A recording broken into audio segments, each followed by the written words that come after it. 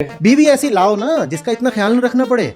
ऐसी बीवी क्यों लाते हो जिसका ख्याल तुम्हें रखना पड़े? वो भी एक एडल्ट है, इंसान है, तुम्हारी स्पीशीज की है, तुम्हारी उम्र की है। तो मुझसे आगे कुछ है, ये निसंदेह सत्य है कि आत्मा के बारे में कुछ मत बोलो, कुछ मत बोलो। वो तुमसे इस कदर आगे है कि तुमने उसके बारे में अगर विचार भी कर लिया तो ये बात अधार्मिक हो गई। और अपनी कल्पना को विस्तार दे करके कितनी कहानियां, ये वो ऐसा हुआ वैसा, और तुमने अगर उसको इंसान जैसा बना दिया तब तो ये तुमने क्या कर डाला।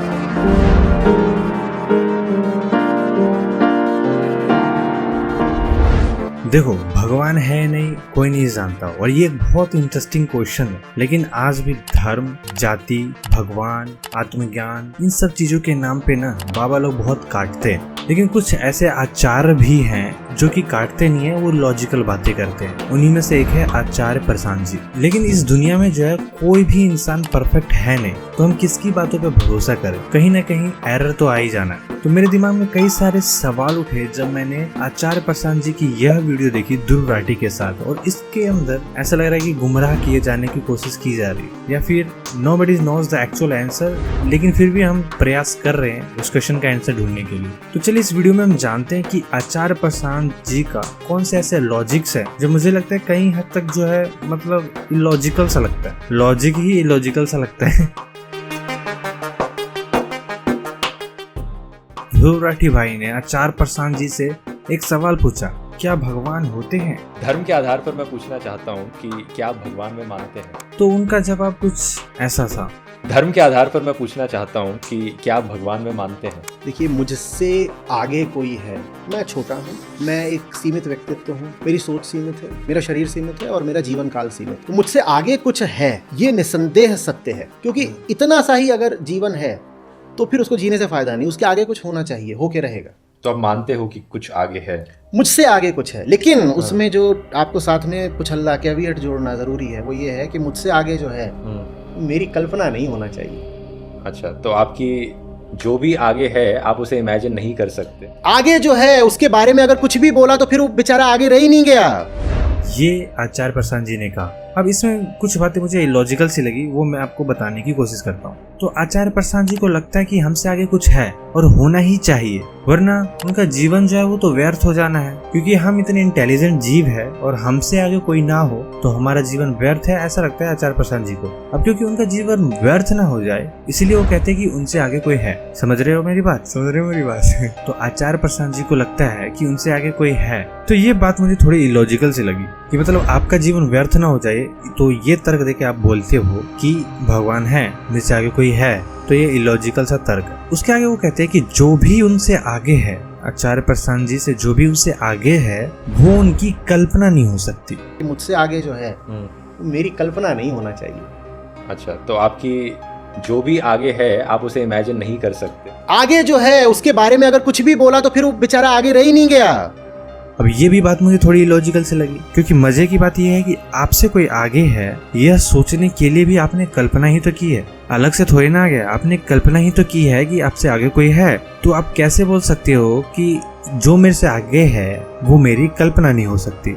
राइट। देखो, जो भी हम अपने आंखों से देखते हैं, जो भी हम महसूस करते हैं, जो भी हम सुनते हैं, जो भी हम टेस्ट करते हैं, ये सब जो है हमारे इंद्रियों के कारण होता है। इंद्रियां जो है इन्वायरमेंट से बहुत सारी जानकारी इकट्ठा करके हमारे दिमाग में डालती रहती है। उसके अंदर उसका कोई इन्फॉर्मेशन हो सकता है, कोई एक्सपीरियंस हो सकता है, वो सारे ज्ञान जो है हमारे दिमाग में स्टोर होते रहते हैं। तो यहाँ तक कि सोचने के लिए भी आपको इंद्रियों का इस्तेमाल करना पड़ रहा है। आपका मन भी एक प्रकार की इंद्री तो है, राइट? आपका मन एक प्रकार की इंद्री ही तो है, और इसी की वजह से तो आप सोच रहे हो। तो जो भी आपसे आगे है वो भी आपके मन द्वारा बनाया गया है, और यदि वो चीज आपके मन द्वारा बनाया गया है और उसका अभी तक कोई प्रमाण नहीं मिलता है तो वो एक प्रकार का भ्रम है जो आपने खुद ही पैदा किया है। लेकिन हंसी की बात यह है कि सभी लोग अपनी इंद्रियों का इस्तेमाल करके उससे ज्ञान प्राप्त करते हैं, उससे एक्सपीरियंस लेते हैं और बाद में कहते हैं कि भगवान इंद्रियों से परे है। जब आप इंद्रियों से परे सोच ही नहीं सकते तो ऐसी कौन सी चीज है जो आपके इंद्रियों से परे हो? तो ये थोड़ी इलॉजिकल सी बात है।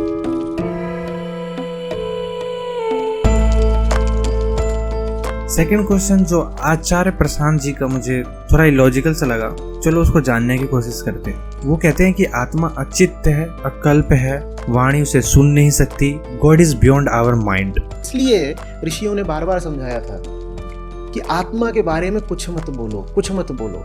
बड़ी मुश्किल से उन्होंने ऐसे दिल पे हाथ रख के ये नाम ही दे दिया आत्मा, ये बहुत बड़ी बात है। उसके आगे वो बार बार बोलते थे कि अचिंत्य है, अकल्प है, वाणी उस तक जा नहीं सकती, कान उसको सुन नहीं सकते, मन और बुद्धि उसे खोजने जाते हैं तो असफल होकर वापस आ जाते हैं। तो मुझसे आगे जो है वो बियॉन्ड माई माइंड होना चाहिए, बियॉन्ड माई इंटेलेक्ट होना चाहिए। यदि आत्मा और परमात्मा हमारे मन से परे है तो हम उनके गुणों के बारे में कैसे बता रहे हैं? उनके गुणों के बारे में यदि हम बता रहे हैं, इसका मतलब वो हमारे मन से परे है ही नहीं। तो आप क्यों कह रहे हो कि आत्मा अचित्त है, अकल्प है, वाणी सुन नहीं सकती? ये तो गुण है, ये तो गुण है। और आपने ये गुण कहाँ से दिया है? अपने मन से दिया है उसको। तो कैसे आत्मा और परमात्मा हमारे दिमाग के बियॉन्ड हो सकता है, हमारे माइंड के बियॉन्ड हो सकता है? क्योंकि जो भी हम चीज सोचते हैं हमारे माइंड से ही सोचते हैं। जो बियॉन्ड वाली चीजें हैं वो भी माइंड ने ही सोची है कि इसके बियॉन्ड कुछ होना चाहिए।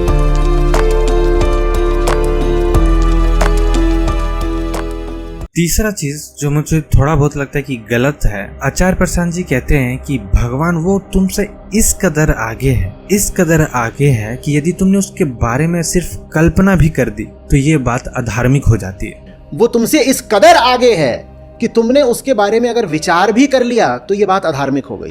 तो इसको समझने की कोशिश करो कि आचार्य प्रशांत जी क्या कहने की कोशिश कर रहे हैं कि वो जो भगवान है वो तुमसे इस कदर आगे है, इस कदर आगे है कि यदि तुमने उसके बारे में कल्पना भी कर दी तो ये बात खुद ब खुद अधार्मिक हो जाती है। तो इसका मतलब क्या हम भगवान के बारे में विचार ना करें? देखो, विचार का मतलब है किसी भी चीज को जानने की इच्छा या किसी भी चीज को जानने की कोशिश की जा रही है। और बिना जाने अगर किसी ने विश्वास कर लिया तो उसे अंधविश्वास कहते हैं। और जो व्यक्ति किसी भी चीज को जानने के बाद एक्ट करता है या काम करता है उसके ऊपर तो उसे ज्ञानी कहा जाता है। और आप कह रहे हो कि भगवान आपसे इस कदर आगे है कि उसके बारे में आपने सोच भी लिया तो ये बात अधार्मिक हो जाती है। यदि ये बात अधार्मिक हो जाती है तो ये एक अंधविश्वास माना जाएगा, क्योंकि आप बिना विचार किए आप उस भगवान को मानने की कोशिश कर रहे हैं बिना जाने हुए।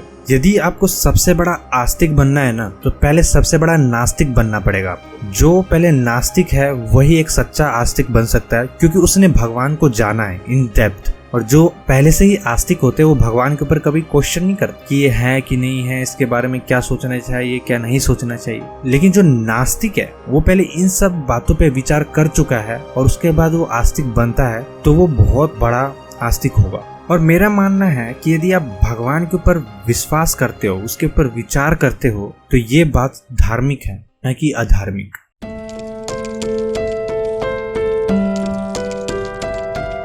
क्वेश्चन नंबर 4 जो आचार्य प्रशांत जी की बातें मुझे इलॉजिकल सी लगी। वो कहते हैं कि अध्यात्म इसलिए था कि तुम्हें दुख से मुक्ति मिले। तुम्हें दुख से मुक्ति कैसे मिलेगी अगर तुम्हारा भगवान तुम्हारे जैसा ही है और तुमने अपना जो पूज्य था उसको भी अपने ही जैसा बना डाला, तो तुम्हें लाभ कैसे होगा? और अध्यात्म तो इसीलिए था कि तुम्हें दुख से मुक्ति मिले। अब तुम्हें दुख से मुक्ति कैसे मिलेगी अगर तुम्हारा डॉक्टर तुम्हारे ही जैसा है? तो आचार्य प्रशांत जी का कहना है कि यदि आपने अपने भगवान को अपने जैसा ही बना दिया तो आपको मुक्ति नहीं मिलेगी। तो पहली बात तो यह है कि मुक्ति पाने के लिए हमें किसी भगवान की जरूरत भी है नहीं।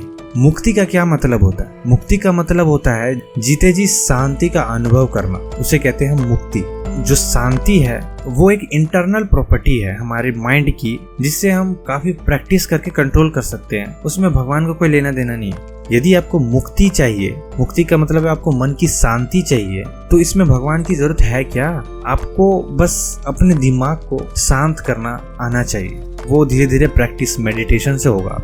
और मेरा मानना है कि हमारे मन की शांति कभी मिलने वाली है नहीं। जब तक हम शरीर को धारण किए हुए हैं हम कोई ना कोई काम कर ही रहे और करते ही रहेंगे। ना चाहते हुए भी कोई ना कोई काम हम करते ही रहेंगे। यदि काम हो रहा है, यदि कर्म हो रहा है तो उसमें दुख, मन की अशांति शामिल है। तो ये कहना कि मोक्ष को प्राप्त हो जाएगा, मन को शांति मिलेगी, ये थोड़ी इलॉजिकल सी बातें हैं। लेकिन हाँ, ये बात सच है कि शांति को कभी अटेंड नहीं कर सकते लेकिन बहुत करीब तक कर सकते हो। तो ये था मेरा चौथा पॉइंट।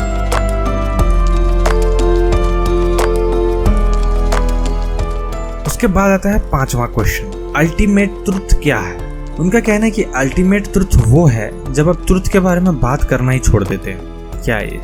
चैन तब है जब आप चैन के बारे में बात करना छोड़ देते हैं, ऐसा कहना है आचार्य प्रशांत जी का। सत्य तब है जब आप सत्य की कल्पनाओं से मुक्त हो जाओ। चैन तब है जब आप चैन की कामना से मुक्त हो जाओ। ये बात एकदम सीधी है ना। जब तक अभी आपको, मुझे अगर अभी पानी चाहिए तो बात सीधी है, मैं प्यासा हूं। कब पता चलेगा कि प्यास मिट गई? जब पानी का ख्याल मेरे दिमाग से उतर जाए, तब समझ लो प्यास मिट गई। देखो, सत्य तो सत्य है, truth is truth, truth can't be destroyed, can't be created. ये ट्रुथ जो है वो हमेशा रहेगा, बेशक आप कुछ भी सोचते हो। तो जो आचार्य प्रशांत जी बोले कि अल्टीमेट ट्रुथ वो है जब आप ट्रुथ के बारे में बात करना छोड़ देते हो। लेकिन ऐसा नहीं है, आपको ट्रुथ के बारे में बात करना चाहिए, क्योंकि हम कुछ भी बोले उस ट्रुथ को काटा नहीं जा सकता।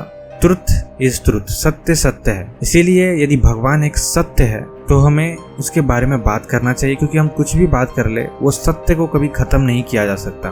तो जो इनका कहना है कि ट्रुथ वो है जब आप ट्रुथ के बारे में बात करना छोड़ देते हैं, ये मेरे को थोड़ी घुमावटी बातें लग रही है कि घुमा फिरा के बात को टाला जा रहा है। क्योंकि सत्य जो है उसका अंत किया ही नहीं जा सकता, बेशक आप उसके बारे में कुछ भी सोचते हो। हम इस धरती पे मौजूद हैं, इससे बड़ा कोई सत्य है? इस धरती पे गुरुत्वाकर्षण है, इससे बड़ा कोई सत्य है? किसी चीज का यदि प्रमाण है तभी आप उसको सच मानोगे ना। कि पहले ये उसके बारे में यदि आप बात ही करना छोड़ देते हो तो कहाँ का सच है? ये तो भाई अंधविश्वास है। किसी के बारे में यदि बात करना ही छोड़ दोगे तो अंधविश्वास है ना, वो तो सत्य कहाँ हुआ? उसको पहले जानो, परखो, समझो, तब आएगा सत्य क्या है। बीवी ऐसी लाओ ना जिसका इतना ख्याल न रखना पड़े। ऐसी बीवी क्यों लाते हो जिसका ख्याल तुम्हें रखना पड़े? वो भी एक एडल्ट है, इंसान है, तुम्हारी स्पीशीज की है, तुम्हारी उम्र की है। ऐसा क्यों हो रहा है कि तुम्हें उसका ख्याल रखना पड़ रहा है इतना तो ज्यादा? उसका खर्चा ही नहीं चलेगा, जब वो पैसे नहीं होंगे उसके पास, वो घर नहीं बीवी चला ऐसी पाएगा। क्यों ला रहे हो जिसका खर्चा तुम्हें चलाना पड़ता है? मैं बताता हूँ क्यों ला बच्चों रहे का हो। क्या फिर? सुनो तो सही ना, बीवी वैसी क्यों लेके आए हो? क्योंकि वो कंट्रोलेबल होती है, इसलिए सड़क पे थप्पड़ खाया है। क्योंकि घर में कंट्रोलेबल बीवी चाहिए जिसको तुम थप्पड़ मार सको। इंटरनल नॉलेज जो विद्या है वो आत्म अवलोकन से मिलती है, सेल्फ ऑब्जर्वेशन। लगातार बहुत निष्पक्ष होकर के, डिटैच्ड होकर के देखना पड़ता है कि मैं कर क्या रहा हूं। अच्छा, आपके सामने फोन रखा है, अचानक फोन बज उठा, वो मौका है जब देखने का कि मेरा इस फोन से रिश्ता क्या है, या जिसका कॉल आ रहा है उससे मेरा रिश्ता क्या है। वो जो मूवमेंट होता है ना, जिसमें आपके पास टाइम नहीं होता है एक रिस्पॉन्स मैन्युफैक्चर करने का, और जो आपके भीतर आपकी टेंडेंसी ही बैठी हुई है मूल, वो प्रकट हो जाती है। That's the moment when you know yourself, that's self observation. तो उम्मीद है कि इस वीडियो से ना आपको एक नया पर्सपेक्टिव मिला होगा सोचने का, एक नया दिशा मिला होगा सोचने का, जिससे आपको काफ़ी हेल्पफुल भी हुआ होगा कि किस तरह से एंगल से हम समझ सकते हैं इन सब चीज़ों के बारे में। और जो आज इंटरनेट पे बहुत सारे बाबा है, बहुत धर्म की बातें करते हैं, टेक्स्ट बुक की बातें करते हैं, कोई लॉजिक्स की बातें करता है। No one is perfect, no one is perfect. हम बस जानने की इच्छुक और जानते हैं। आपको मानना है भगवान को या ना मानना है, ये आपकी इच्छा है। लेकिन यदि उससे पहले आपको जानना है कि इतनी सारी चीजें जो बता दी गई है इसको याद कैसे रखे, जो भी आप चीज पढ़ते हो उसको 10 गुना कैसे याद रखे, तो इस वाले वीडियो पे जरूर क्लिक करिएगा। और इस चैनल पे नहीं है तो कर दो, चैनल को सब्सक्राइब कर दो, वीडियो को like and thanks for watching this video. फिर मिलता हूँ आपसे नेक्स्ट वीडियो में। मैं हूँ नितिन और ये वीडियो देखने के लिए धन्यवाद।